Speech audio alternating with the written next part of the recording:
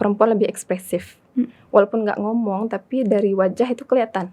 Ya, ada orang yang ekspresifnya tuh lewat ngomong, lewat tindakan, ada orang yang ekspresifnya lewat wajah. Kalau dia lagi depres itu misalnya jadi lebih melankolis wajahnya gitu ya. Sedangkan kalau laki-laki itu biasanya lebih denial. Denial ini apa denial ya? Denial itu tidak mengakui lah gitu ya, atau mengalihkannya ke hal lain, misalnya mengalihkan ke rokok, mengalihkan ke bekerja gitu. Jadi walaupun di wajah itu juga nggak tidak banyak kelihatan gitu.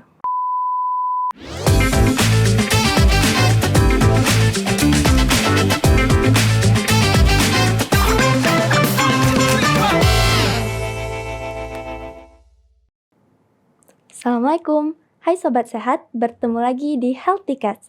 Rubah hidupmu bersama kami, salam sehat berjamaah. Bersama saya, Mazia Hananiatul Halwa, perwakilan dari Kadar Kesehatan Remaja, Pondok Pesantren Sumatera Tawalib Parabe Bukit Tinggi Agam. Kami ingin Sobat Sehat memperbaiki minimal 1 gaya hidup setiap bulannya, agar kita bisa sehat berjamaah. Nah, pada podcast kali ini, kami ingin Sobat Sehat mengenal tentang depresi di usia remaja pada Gen Z. Nah, saat ini sudah hadir bersama kita Ibu Anissa Fadilah, MPSIT, dosen prodi psikologi Universitas Fort de Kock Bukit Tinggi.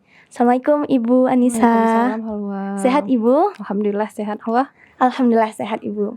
Nah Ibu, berbicara tentang depresi, sebenarnya yang dimaksud depresi itu apa sih Bu? Oke, bismillahirrahmanirrahim.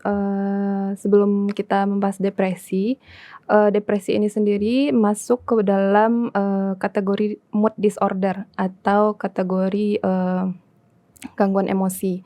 Nah, di gangguan emosi ini apa? Gangguan emosi ini adalah saat seseorang itu merasa kesedihan yang ekstrim ataupun kesenangan, kehappyan, semangat yang ekstrim.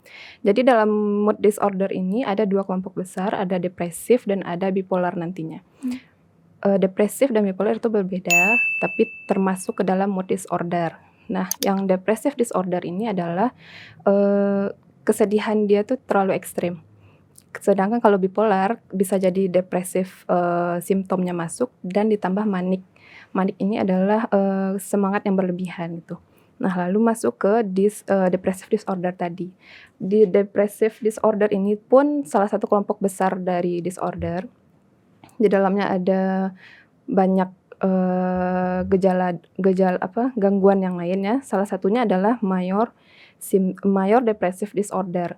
Major depressive disorder ini yang lebih kita sering kenal dengan depresi gitu.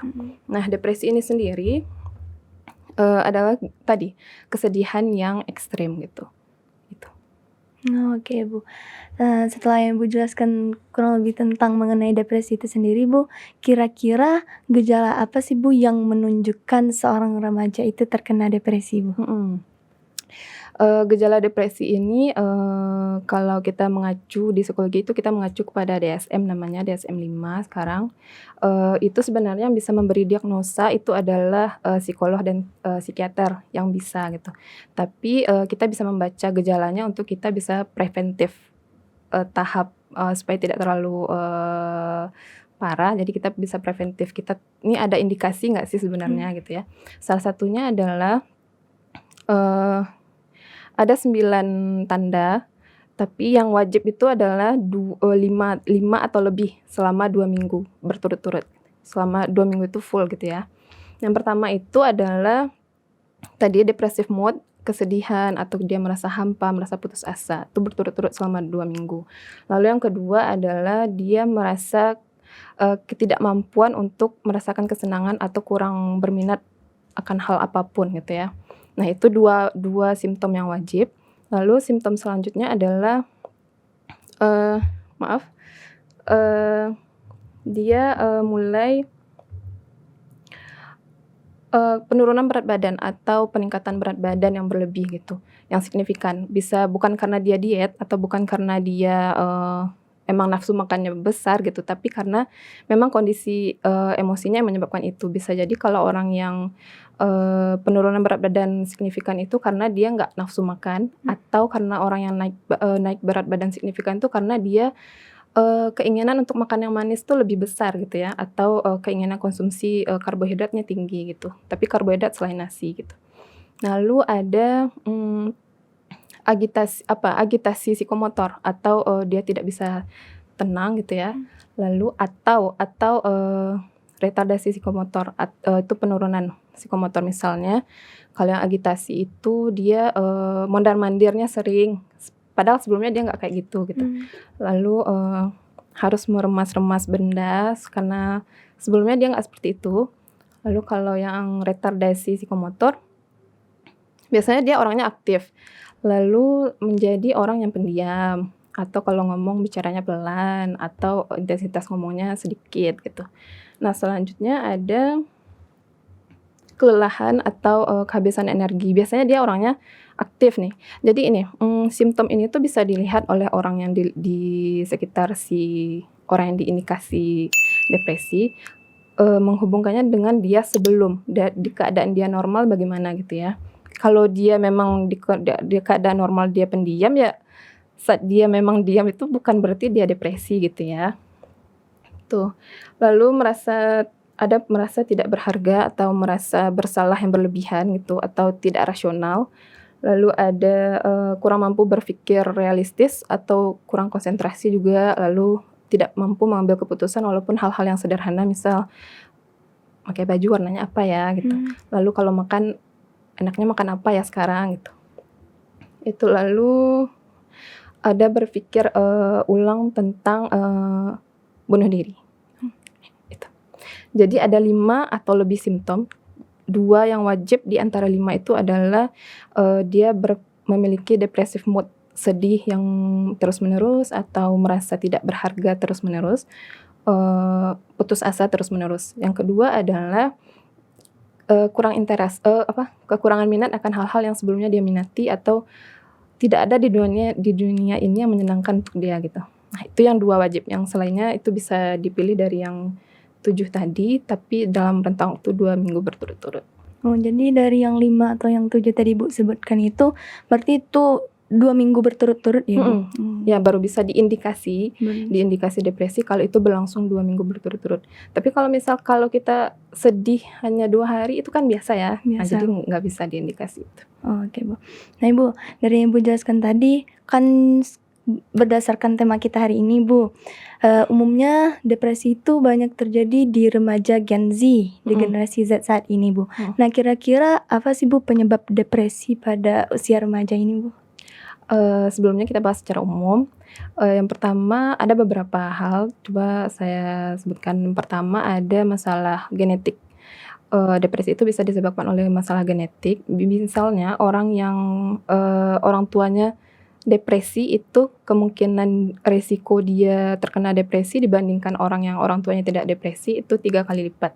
Ada juga yang menyebabkan 2 sampai 4 kali lipat gitu.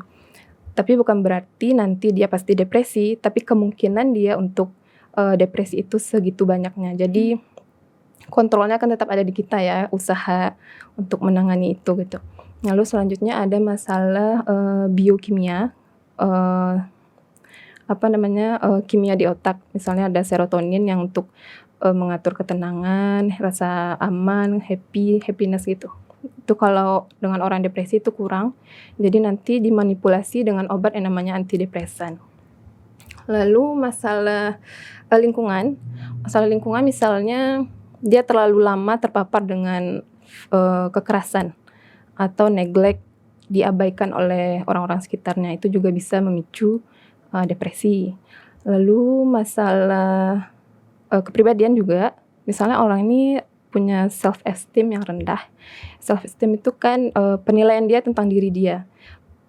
Penilaian dia tentang diri dia menganggap dirinya bodoh, atau orang lain pasti tidak suka dengan dia, itu pasti lebih rentan depresi daripada orang yang, penilaian dia tentang dirinya positif. Kalau Gen Z sendiri, itu penekanannya lebih kepada, paparan media ya, bisa jadi paparan media. Self esteem tadi itu juga dipengaruhi dengan perbandingan dengan informasi di media. Misalnya di media itu kan yang ditunjukkan yang positif-positif semua ya, yang maksudnya yang, cantik lah misalnya atau berprestasi lah dibandingkan dengan diri kita yang mungkin belum sampai ke tahap itu, jadinya kita, "Oh berarti saya, rendah ya apanya," gitu. Itu tuh bisa menyebabkan rentan untuk depresi gitu. Berarti dari generasi Z atau Gen Z ini lebih cenderung yang berhubungan dengan dari media sosial ya, Paparan informasinya, pemicunya ya. Oke Ibu, itu kalau seandainya Ibu seorang remaja itu sudah mengalami depresi, nah itu bagaimana cara mendampingi remaja yang udah terlanjur depresi itu? Berarti kita dapat, diagnosanya dari psikolog dan psikiater ya. Tadi, yang bisa mengklaim ini orang ini depresi itu adalah psikolog atau psikiater. Kalau itu sudah terjadi, biasanya kalau psikiater memberikan, obat. Kalau psikolog ada terapinya, ada biasanya CBT namanya, Cognitive Behavioral Therapy. Ini penekanannya kepada, perubahan kognitif seseorang dari cara pandang dia ke dirinya dan ke lingkungan dia. Lalu kalau dari coping kita pribadi, kalau belum masuk ke kategori depresi, itu kita bisa, pokoknya harus gerak gitu. Orang depresi ini kan menarik diri dari lingkungan sosial dan merasa dirinya itu sendiri di dunia ini gitu ya. Jadi memang harus gerak, keluar kena paparan cahaya matahari, itu juga ngaruh ke serotonin tadi. Lalu olahraga, makan yang sehat, interaksi sosial, nggak bisa sendiri gitu. Kalau sendiri tuh malah kita tambah gelap auranya gitu. Itu. Oke Bu, berarti juga butuh interaksi sama orang lain itu penting ya Bu dalam proses menyembuh. Bu, kalau seandainya gimana dengan orang yang introvert Bu, bahkan juga nggak suka ketemu orang, apakah itu berpotensi untuk terkena depresi Bu? Tadi yang dinamakan, disorder itu sendiri bisa dikatakan gangguan. Disorder ini kan, bahasa lainnya gangguan ya.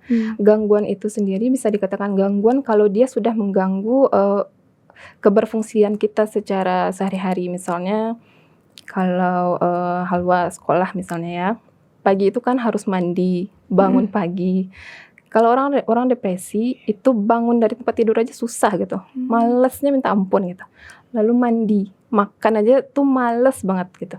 Jadi itu akan mengganggu kan ya, mengganggu, fungsi kita sehari-hari. Kalau orang introvert nggak kayak gitu. Orang introvert itu bukan dia tidak berinteraksi sosial, tapi dia, punya interaksi sosial itu dengan sebagian kecil orang tapi berkualitas. Itu orang introvert. Jadi nggak mau menampilkan diri di depan, bukannya dia nggak bisa, tapi dia nyamannya demikian gitu. Tapi memang mungkin lebih rentan karena dia nyamannya sendiri. Iya, oke Bu. Nah Ibu, kalau seandainya dalam pengobatan bagi remaja yang terkena depresi itu, apakah pengobatannya cuman dari misalnya kayak pemberian obat medis, atau ada nggak Bu terapi khusus untuk yang udah terkena depresi ini Bu? Tadi kembali lagi, yang kalau psikiater kan pemberian obat, lalu kalau psikolog ada, terapinya, ada bisa terapi dari self talk juga, dari terapi berbicara, bukan terapi berbicara, melalui konseling gitu ya. Ada juga yang CBT kalau udah merasa itu udah, cukup, levelnya udah cukup tinggi gitu. Udah, kognitifnya tuh udah sangat berpikirnya negatif sekali gitu. Jadi CBT namanya. CBT ya Bu? Cognitive Behavioral Therapy. Oke Bu. Bu, kalau seandainya kita bandingkan nih Bu, antara laki-laki sama perempuan, kira-kira yang lebih cenderung atau berpotensi mengalami depresi itu cewek apa cowok Bu? Keduanya berpotensi, laki-laki dan perempuan, cuman yang lebih cenderung, lebih rentan gitu ya, perempuan. Karena yang pertama, kita ada fluktuatif hormon ya, ada menstrual kita ada, lalu ada buat yang melahirkan, ada juga menopause. Itu tuh fluktuatif hormon gitu. Itu mempengaruhi mood, mempengaruhi emosi gitu. Lalu selanjutnya juga karena perempuan lebih ekspresif. Walaupun nggak ngomong, tapi dari wajah itu kelihatan. Ya, ada orang yang ekspresifnya tuh lewat ngomong, lewat tindakan, ada orang yang ekspresifnya lewat wajah. Kalau dia lagi depres itu misalnya jadi lebih melankolis wajahnya gitu ya. Sedangkan kalau laki-laki itu biasanya lebih denial. Denial ini apa denial ya? Denial itu tidak mengakui lah gitu ya, atau mengalihkannya ke hal lain, misalnya mengalihkan ke rokok, mengalihkan ke bekerja gitu. Jadi walaupun di wajah itu juga nggak tidak banyak kelihatan gitu. Nggak kayak perempuan ya Bu, kalau perempuan mungkin dari wajah langsung kelihatan. Nah, secara sosial Halwa juga perempuan ini kan juga banyak apa ya, dikatakan tekanan, salah nggak ya? Misalnya perempuan itu harus pandai ini, pandai itu. Misalnya kalau jadi ibu rumah tangga ya, harus ngurus anak, kerja juga. Nah itu tuh beban ya sebenarnya. Jadi kalau itu tuh juga jadi pemicu sebenarnya. Oke Bu. Nah Bu, kalau dalam gimana sih Bu peran orang tua, teman dan lingkungan yang baik bagi remaja yang terkena depresi ini Bu? Yang mengalami depresi. Yang pertama, orang yang depresi ini tadi dia menarik diri dari orang lain karena dia menganggap nggak ada yang peduli atau dia sendiri di dunia. Nah, tugas orang tua atau orang-orang di sekitar dia adalah hadir untuk dia, buat dia tuh merasa dihargai, buat dia merasa kami ada loh dengan kamu gitu, atau diajak ngobrol, berbicara dengan mereka gitu. Oke Bu. Nah Ibu, ini ada beberapa pertanyaan dari Sobat Sehat. Yang pertama, apakah depresi yang dialami seseorang mempunyai tingkatan? Ini langsung jawab ya? Langsung jawab. Ya, mempunyai tingkatan. Tadi yang mayor depresif itu adalah depresi yang umum. Lalu kalau bertahan lebih lama, kalau anak-anak biasanya 1 tahun, kalau orang dewasa itu 2 tahun, itu disebut persistent depressive disorder, itu tingkatannya lebih. Kalau nanti lebih bahaya lagi bisa jadi ke bipolar dia. Jadi semakin dini terindikasi, semakin baik langsung dibawa ke psikolog atau psikiater. Oke Bu. Pertanyaan selanjutnya Ibu, apakah seseorang yang pernah mengalami depresi dalam waktu tertentu dapat mengalami depresi kembali atau depresi berulang Ibu? Bisa, sama kayak kita demam. Bisa jadi seminggu lalu kita demam, tapi demamnya tuh nggak tuntas. Maksudnya mungkin panas tubuhnya turun, tapi tidak kembali normal gitu. Bisa jadi di beberapa hari selanjutnya itu kan akan, ya kalau sekarang itu ada pemicu cuaca lah, bisa jadi cuaca atau makanan yang hangat dingin yang nggak jelas tuh, bisa jadi dia demam lagi gitu.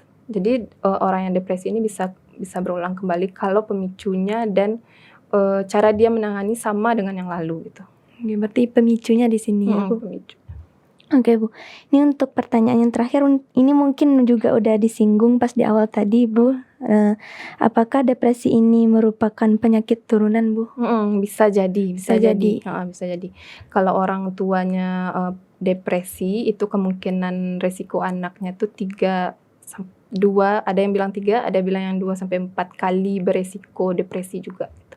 Oh, berarti turunan ya Bu. Jadi sama kayak misalnya sederhananya ya, supaya tergambar, orang yang diabetes, orang tuanya diabetes, itu biasanya kan anaknya juga mempunyai risiko diabetes ya.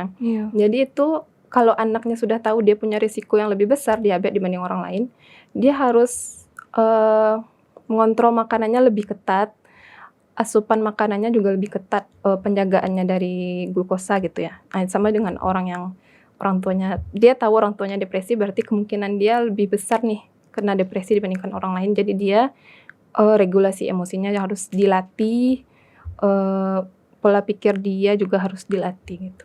Oke Bu. Nah, alhamdulillah kita sudah banyak mendengar tips-tips sehat dari Bu Anissa mengenai tentang depresi di usia remaja pada Gen Z. Nah, Terima kasih kita ucapkan kepada Ibu Anissa yang telah hadir membersamai kita pada sore hari ini, pada podcast kali ini. Dan terima kasih banyak juga kami ucapkan kepada Sobat Sehat yang telah setia menonton podcast ini hingga selesai. Nah, kira-kira kita mau bahas apa lagi ya? Nah, jangan lupa kritik dan sarannya kami tunggu di kolom komentar. Dan jangan lupa like, komen, dan share video dari kami, serta tunggukan podcast sehat selanjutnya. Rubah hidupmu bersama kami. Salam sehat berjamaah. Assalamualaikum warahmatullahi wabarakatuh.